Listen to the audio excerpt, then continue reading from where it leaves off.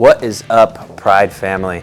Christian with Pride Roofing and Construction here to bring you the newest insider episode for roofing and construction.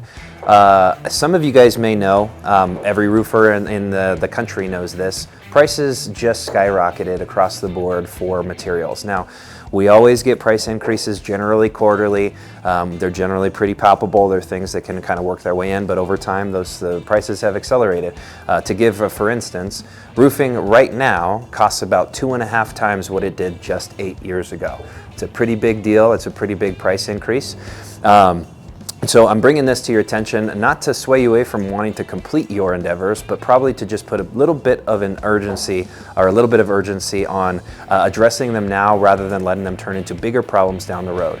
At Pride Roofing Construction, we have a full-time in-house repair and maintenance division, and we also have incredible relationships with our suppliers. So we're able to navigate that wild, wild world of increasing prices and put ourselves in a position where we can give you a very competitive and very cost-effective price towards whatever your next project is, whether it's a repair or whether it's a full replacement.